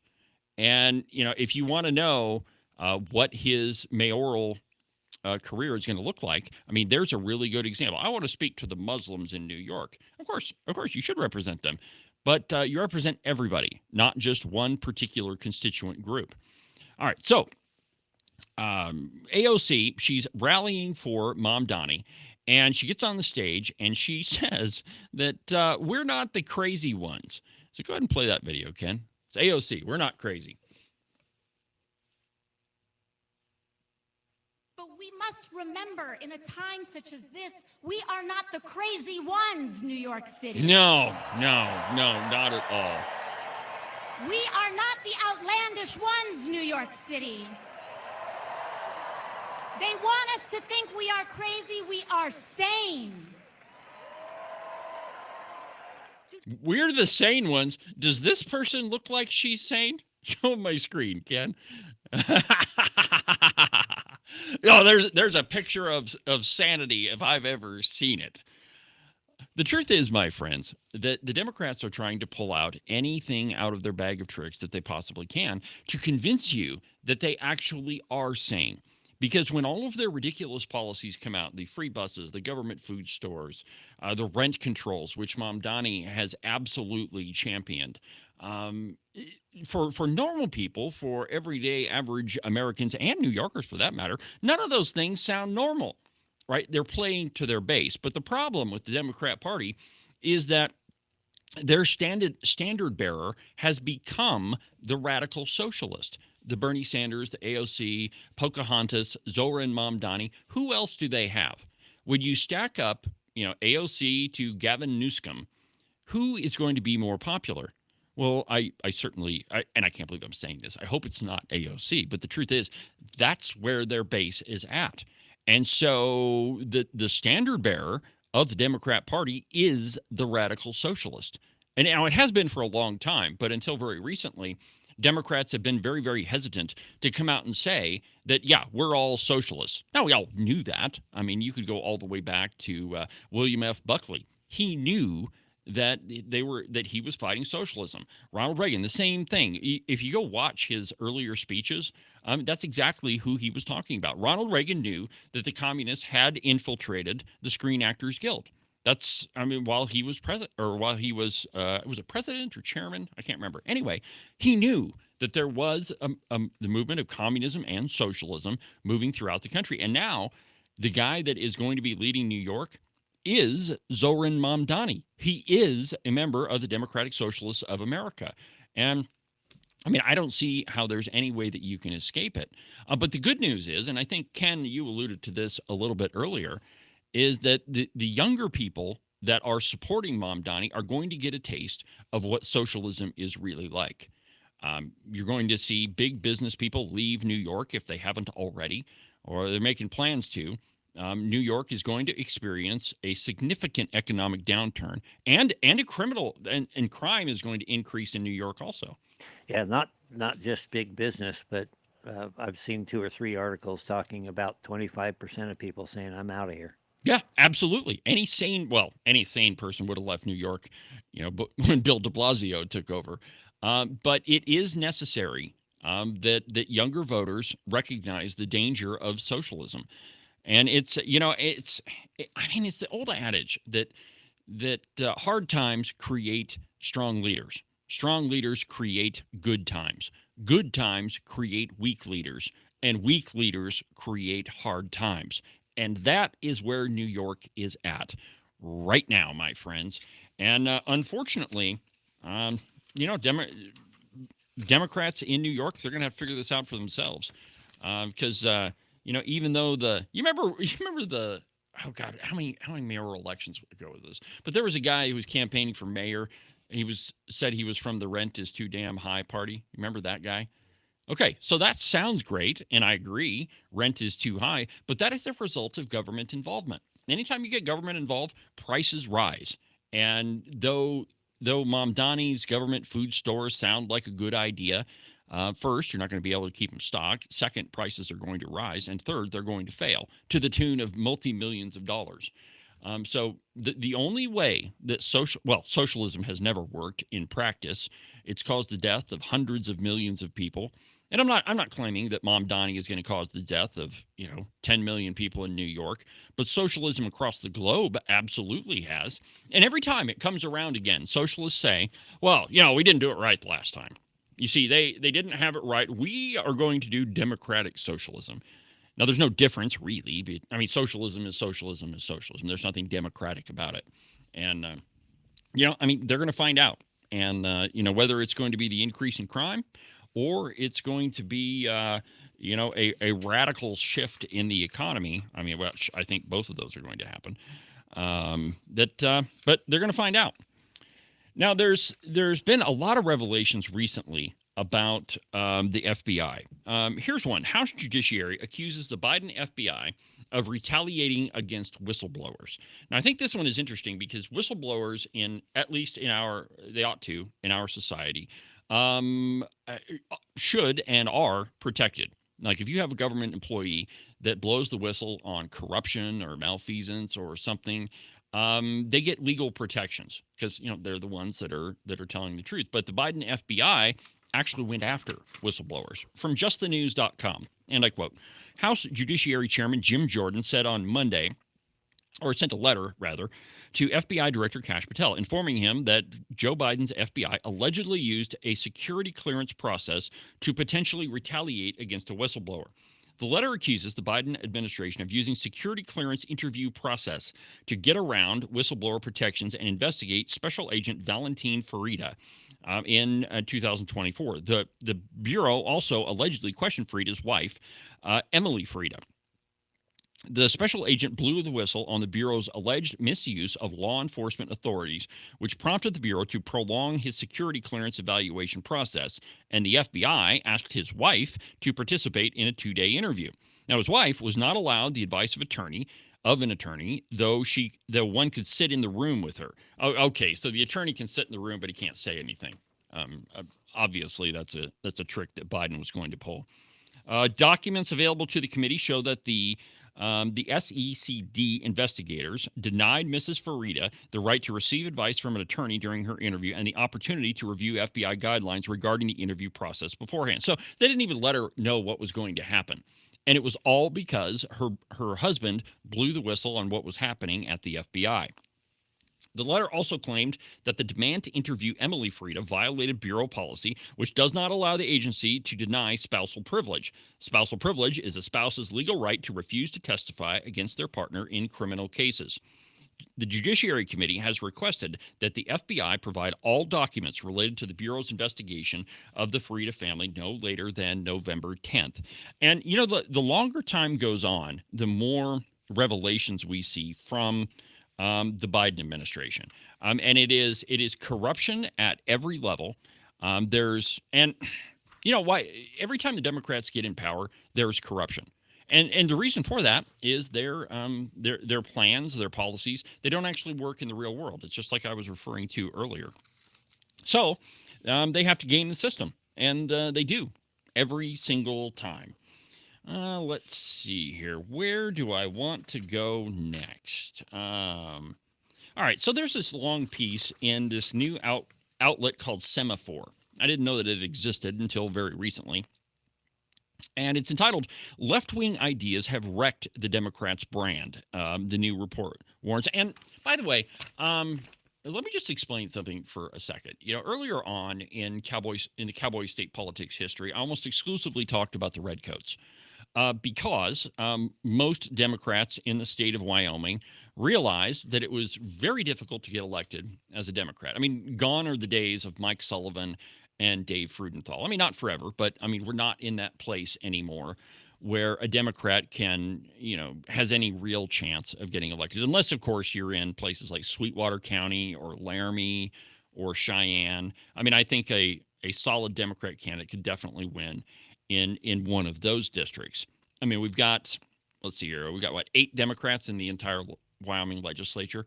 And so my focus for a long time was pointing out the people who actually were Democrats, but they just decided to hang an R at the end of their name to help their electoral chances. Well, we're seeing a surge in the Democrat Party across the country. And I think that the No Kings protest was a really good example of that. Though, I'm not saying they're going to take over the legislature or the governorship or anything like that. But what I'm saying is that we need to start paying attention to what the Democrats are doing in the state.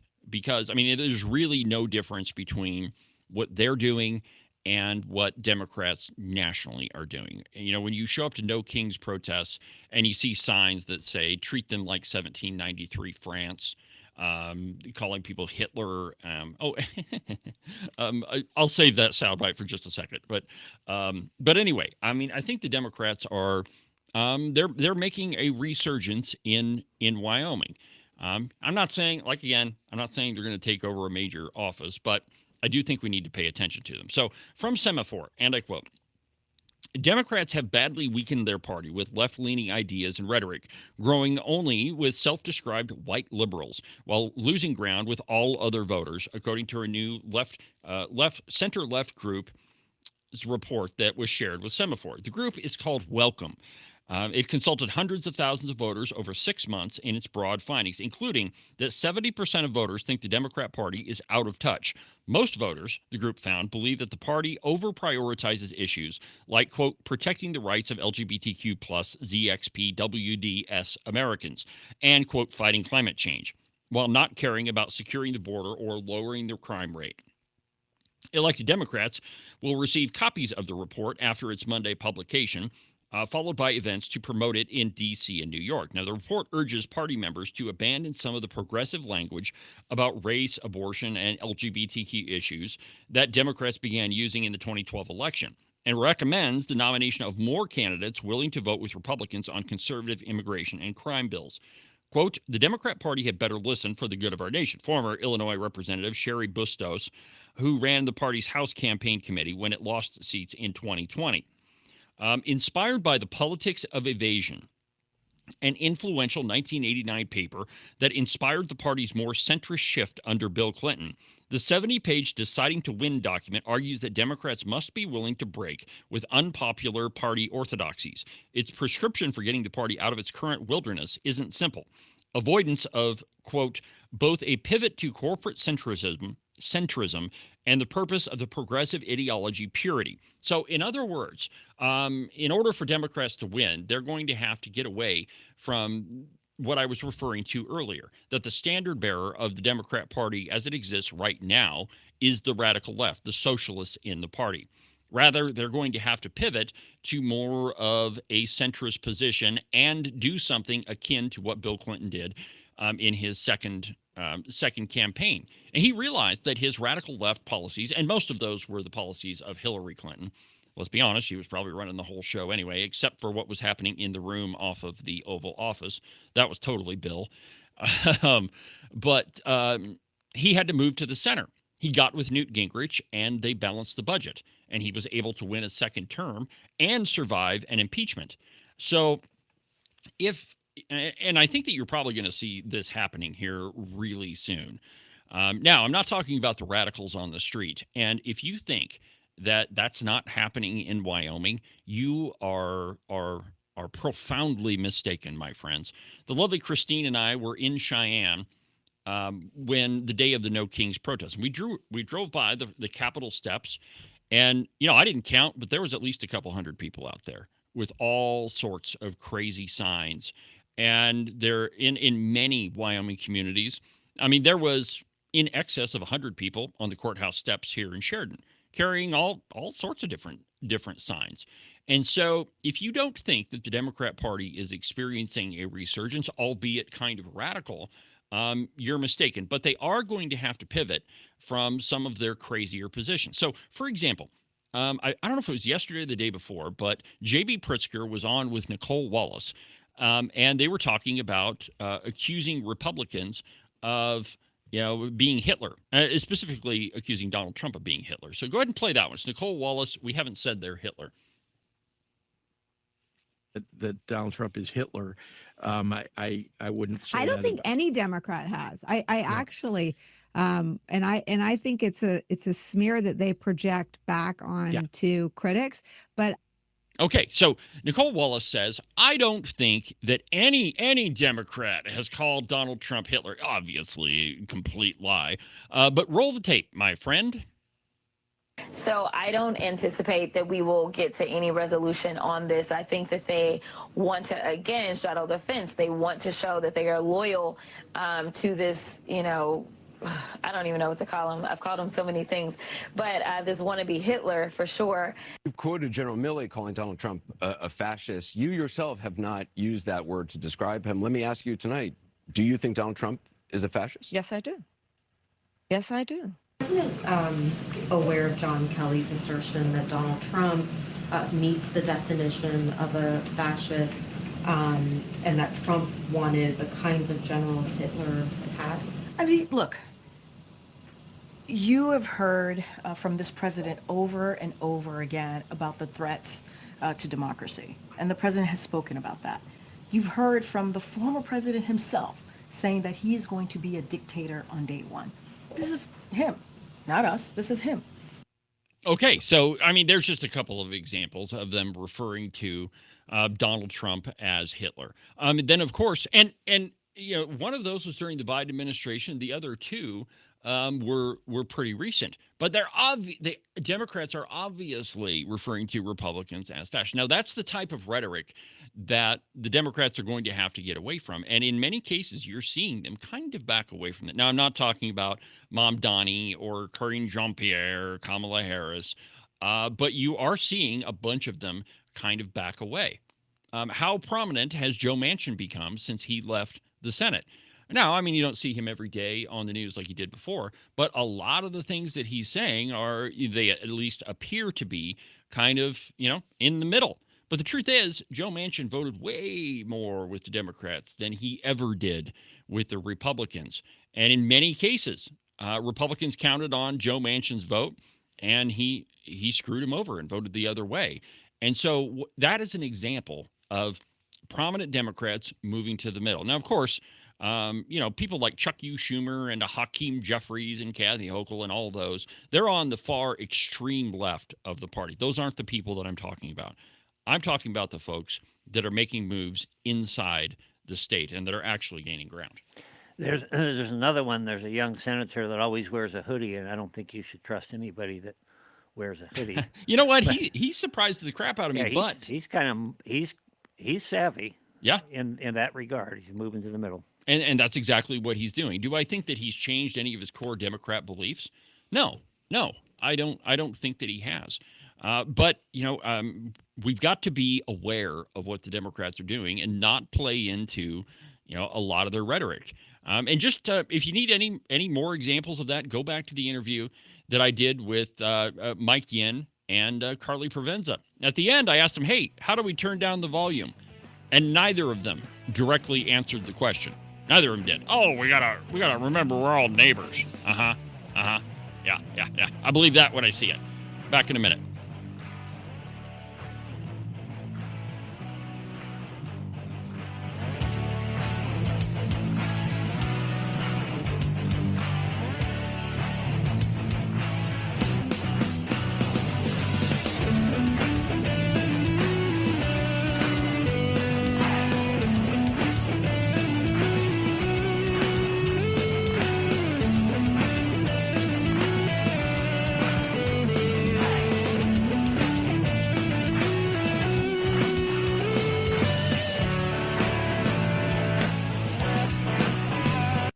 I know. It feels like it's going to be 60 degrees for the entire winter. But you'd be wrong, my friends. Sooner or later, probably sooner, all of that white crap is going to start flying around, and all of your fun summertime playthings that you spent way too much money on, that little side-by-side that you spent $80,000 on, I wouldn't buy one of those. But if you did, you definitely don't want it living in a giant snowbank for the next 7 months. You could prevent that incredibly unfortunate circumstance simply by calling my friends Marcos and Jesse at Morton Buildings. They are the experts in metal building construction. They've been doing it longer than anybody else around, and they do a much better job. So, to prevent yourself from spending a whole bunch of money next spring on repair bills, just call Marcos and Jesse. Their phone number is 307-674-2532, or you can check them out at their website, mortonbuildings.com. Are you one of those people that said something like this before Trump became president? I have a house in Spain that is going to be ready right after the election. Siberia. Nova Scotia. I'm definitely moving to Canada. Straight to hell. Iceland. France. Asia's pretty cool. And has the past 5 weeks just been more than you could bear? If that's the case, you have come to the right place. All you need to do is call my friend Rebecca Bextel at Compass Real Estate.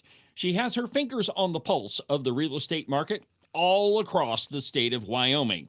Last year, she sold around $30 million worth of property. Everything from small residential properties all the way up to big giant ranches. So if you've got to get the heck out of Dodge, if you've got to be gone Johnson because you can't stand that Trump is the president, call Rebecca Bextel.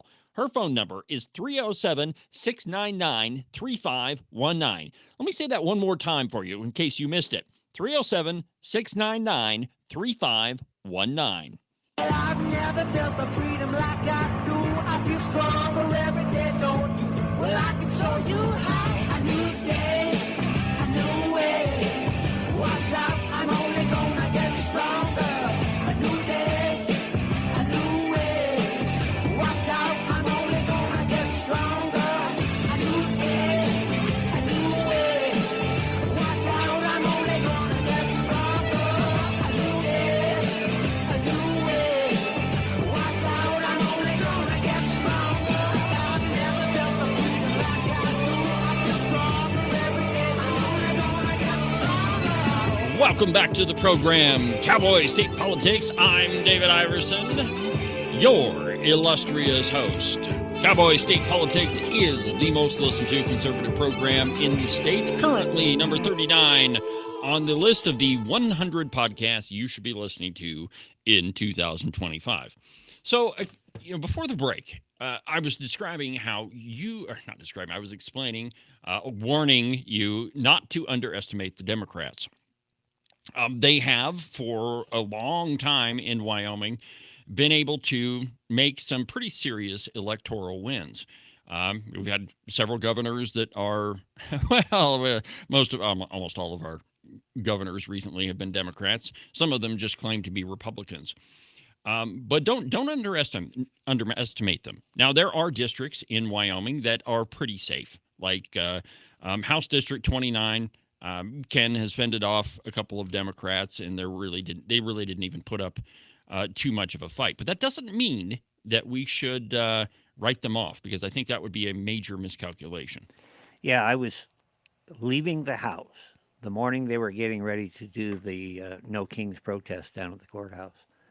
And there was literally people streaming out of my neighborhood. You know Yeah. how fun my neighborhood is. It's very exciting. Going down there with signs, including a couple people that you would know. I have no doubt. We'll talk about that in just a second. Well, maybe after the program. But my point is that you cannot take elections for granted. You can't win elections on social media. But the question remains: how do you remind voters of who it is that we're dealing with? Well, it's easy. You have to tie them. Maybe it's not.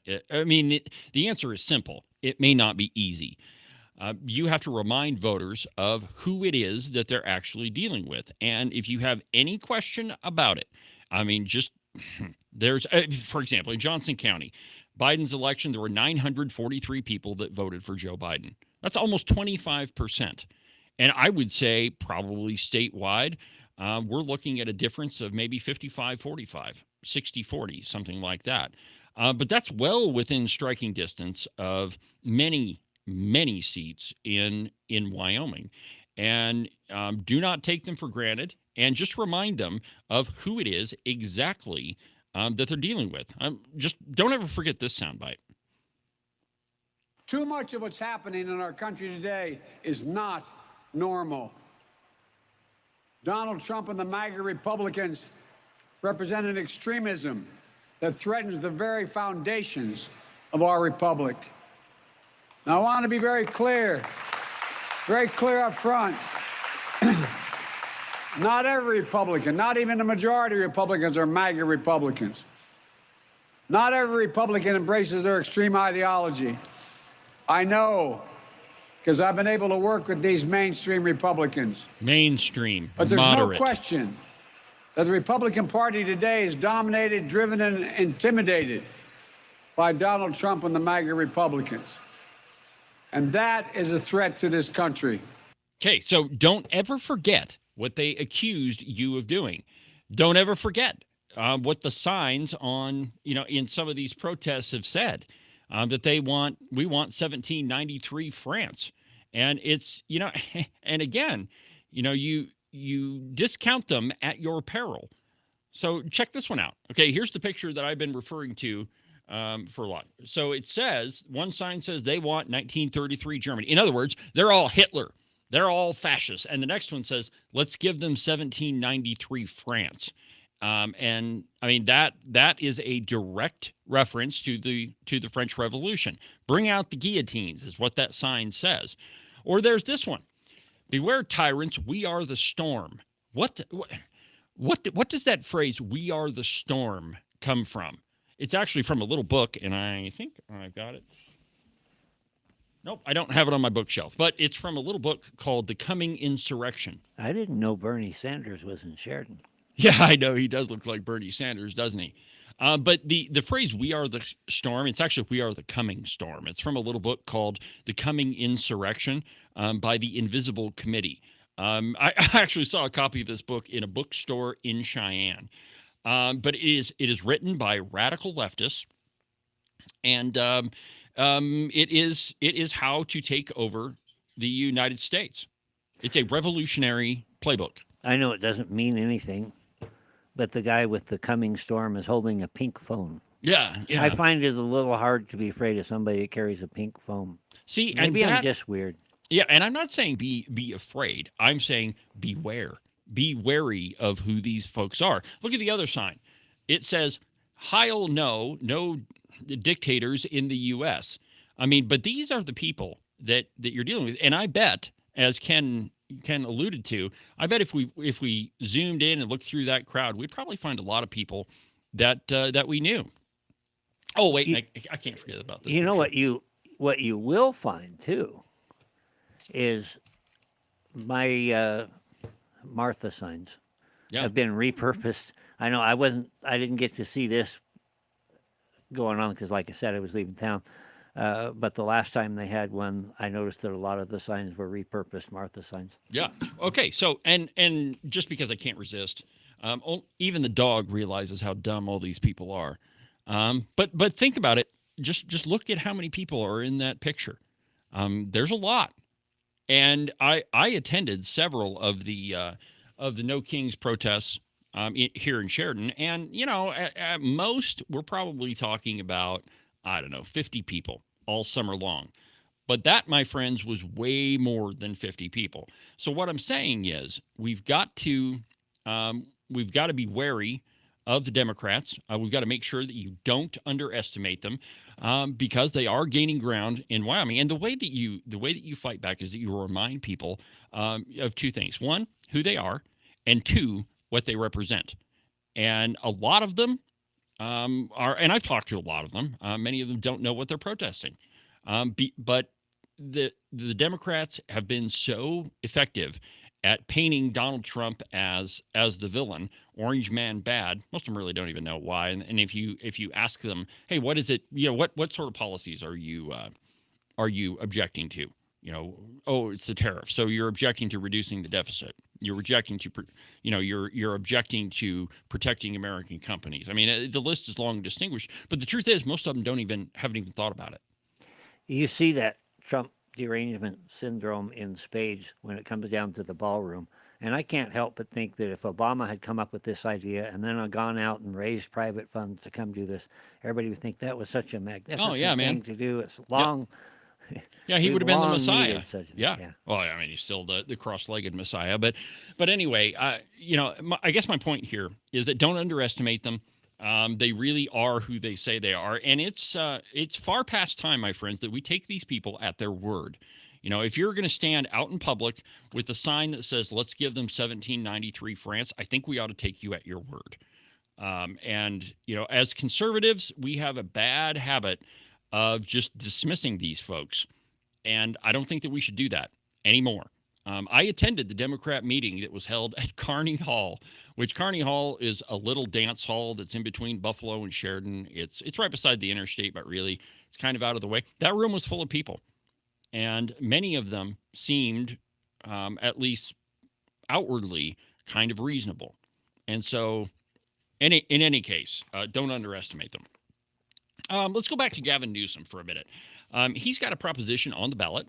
Can I give a counteroffer? Sure.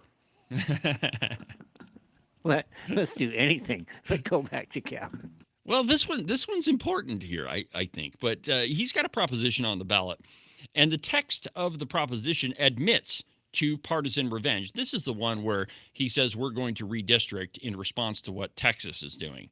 I mean, this is the first time I've actually seen this, that different states are trying to offset the electoral gains in other states. Electoral is probably the wrong word. The representation gains, I guess is a better way to put it. Voters in California are deciding on a ballot measure labeled Prop 50 that will determine new district lines to represent Californians in the state House and the Senate, as well as the U.S. House of Representatives. The Democrat-led effort follows a successful redistricting process in Texas that left Lone Star Democrats with potentially 5 fewer congressional seats, and its constitutionality is being questioned by experts. Not in the courts. The courts have already ruled that they can go ahead and do that.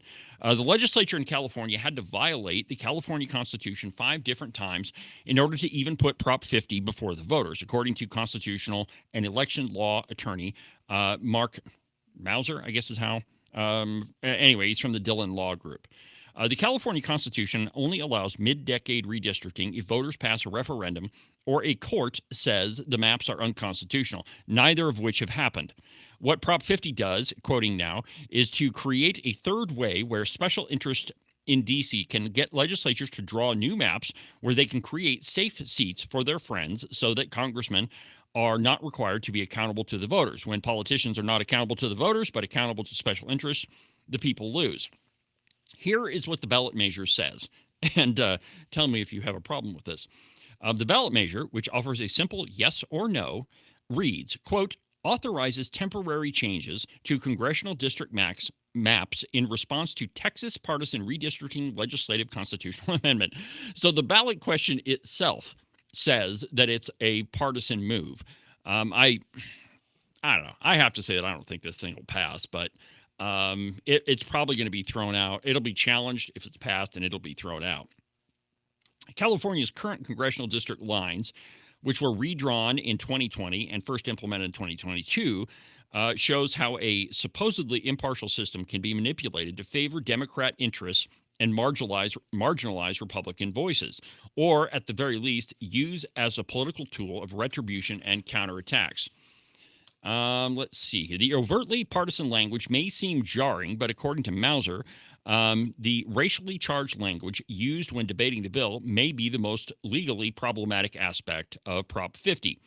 According to the Dillon Law Group, they've taken statements from the debate and the result of the new maps. He believes that Prop 50 lines were drawn with race as a predominant factor, which could easily be challenged in court, which it already has been. That's a topic we covered last week on the program, whether we should get away from racially drawn districts. You know, the time of affirmative action and its necessity has long since passed. But don't think that Democrat-run counties, Democrat-run states are not going to engage in this same type of partisan behavior in order to, gain more power in the House of Representatives. Because in the House, and this is definitely the reason why this is happening, but in the House, Republicans only hold a really slim majority. So if you could shift that balance 5 seats, it's an entirely different ballgame. You would have the Democrats in charge of one branch of the legislature. So, this is one of those things that, most of us might laugh at, but I don't think that you should take it for granted. In fact, I think that you should probably pay attention to it. Just look at what Governor Gordon is doing. Okay, now Governor Gordon is allegedly a Republican, and yet he has thrown a tremendous amount of money behind green initiatives. He's far more liberal than he was his first term. During his first term, he kind of played the middle a little bit. But now he's gone way off the That's left a track. classic example of what term limits does. Yes. You had somebody that came out and knew he had to get reelected, so he kind of had to toe the line. Now it doesn't matter. He can do whatever he wants. And he is. He is. And there was just an article out yesterday how the city of Cheyenne is asking for reimbursement from windmills. Now, wait a minute. I thought all these windmills were going to be profitable and they were going to be renewable. Why is it that why is Cheyenne going to be asking the legislature to dump $500 million into their coffers to offset all the windmills? We showed a picture the other day of outside of Casper where that wind farm has been sitting there idle for 2 years. Yeah, they're going to take it down too. Yeah. If those things were working, would they ever take them down? It was functional and actually producing. No, they never would. But all of those initiatives can be tied directly back to Mark Gordon. And Ken, how much cash does Governor Gordon have to spend in his what do they call it, energy matching funds or? I don't remember off the top. We were trying to get rid of $100 million, take it away from him. I think it was like $300 million. I think. That's a discussion for another day. Oh, I don't know about that. But anyway, it's a classic example of the of Democrats being in control. Now, of course, in Wyoming, most of the Democrats are hiding out in the Republican Party. But again, you need to pay attention to this stuff because coming to a city near you, my friends, OpenAI now says the United States needs more power to stay ahead of China in AI. Electrons are the new oil. And I quote, OpenAI said on Monday that the U.S. needs to substantially ramp up its investment in new energy capacity if it wants to stay ahead of China in the race to develop artificial intelligence. The startup has been inking deals for ambitious infrastructure build-outs in recent months that will require massive amounts of power. The sprawling data centers, many of which are in Cheyenne, will push the boundaries of what is possible in the United States during a time when the electric grid is already under strain. Electricity is not simply a utility, OpenAI said in a blog post Tuesday. It's a strategic asset that is critical to building the AI infrastructure that will secure our leadership on the most consequential technology of electricity itself. Where is all the power going to come from? When I was in high school, they would show us pictures of these new computers. Fill up an entire room. Yeah, fill up an entire room, had big air conditioning units to run them and everything else. And now we're all carrying around a phone with probably more resources. Millions of times than more those resources. things had. Think about what's going to happen as AI comes in and the technology changes more and more quickly. They're going to find ways to do this more efficiently with less power. And we're going to be left with a big bill. It's I'll going to just be a leave it at gigantic that. bill. And you know, before, I think it was in the first term of the Biden administration, Elon Musk came out and he said that we did not possess enough backload power to sustain all of the electric vehicles that were on order at the time, that we did not produce enough electricity to power all of those electric vehicles. And that was well before the advent of these gigantic data centers. Yeah, thank God those vehicles never sold. Yeah. Well, and I mean, I don't know. I mean, it's I think if you lived in a city and you had a long commute every day and everything was pretty well flat, then an electric vehicle might be the way to go. Personally, I think a hybrid is probably the best bet. I mean, it's not exactly the best bet for living where we do, where you go up the mountain and your vehicle's going to be dead by the time you get to the top. But I really think a hybrid, in a lot of cases might be the way to go. But the point here is that we don't possess enough power generation capacity to power all of these data centers, nor do we possess enough water to cool them. And I mean, those are two big hurdles that we're going to have to overcome in order to make all these things work. Now, I think it's great for investment. If a company wants to come in and plop a big data center, there's going to be a lot of jobs. I mean, it's you gotta build these things, and it's probably going to be a boon to local economies. However, when you start stacking them up like Cheyenne is doing right now, there's a big question of where that power is going to come from and who is going to pay for it. The reason why I bring that up is you have outfits like MDU and Rocky Mountain Power that every single year are applying for double-digit increases in the electricity rates. And their argument is, hey, we want to do all this stuff, so you have to pay for it. Now, wait a minute. I didn't order all this stuff. Why? I didn't order a new data center. Why is it that the bill for that is on my shoulders? Well, it's, you got to pay for it. And because the Public Service Commission, guess who leads that? Mary Throne. Mary Throne is a Democrat. And if you want to know why, that group has been amenable to, and to their credit, I mean, they kind of backed off the last price increase by Rocky Mountain Power. But if you want to know why they're more amenable to increasing your electricity rates, it's because mainly it's populated by Democrats. And who is it, I might ask, who appoints those people? Well, it's the governor. So, I mean, there's a lot of questions that need to be asked and answered with all of this AI stuff. And my friends, water's a big one.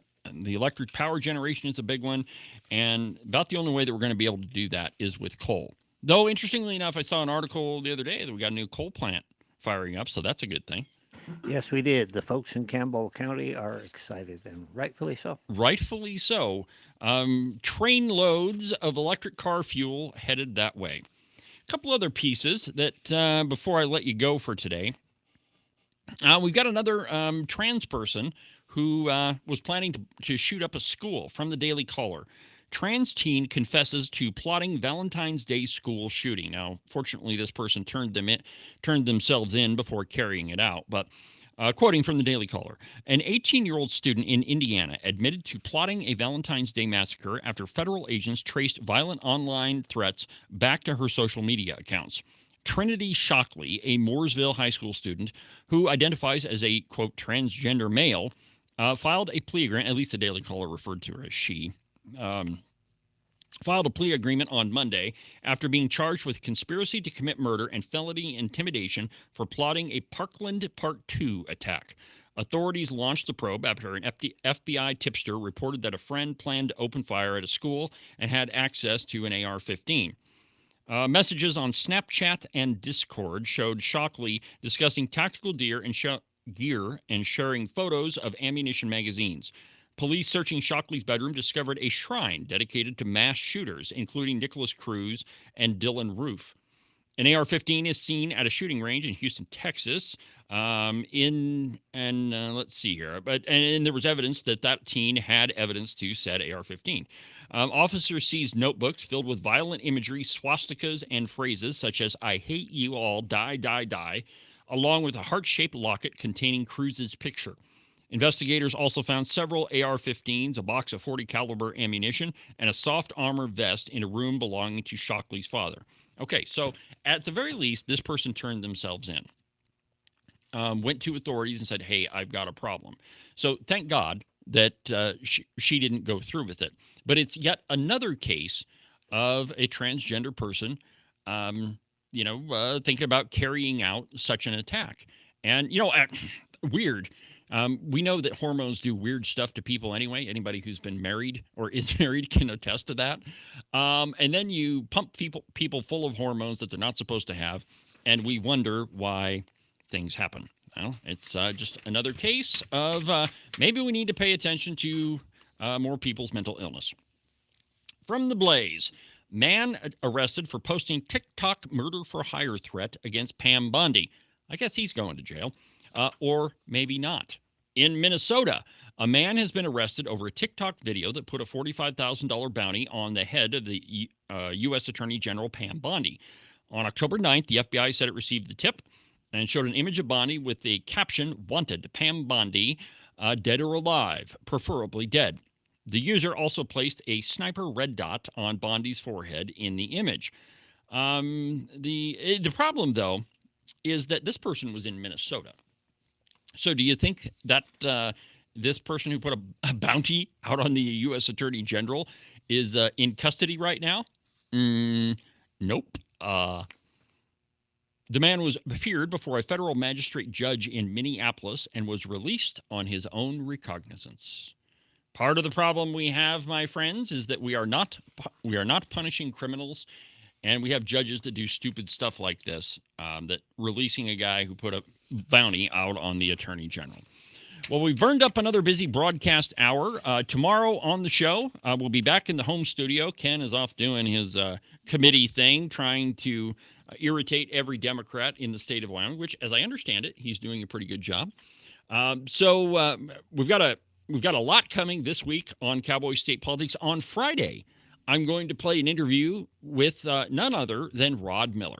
Rod and I are going to sit down and debate subsidies and socialism tomorrow. Apparently, he was not a fan of my episode that called what is his name? Oh, he's a county commissioner in Cheyenne.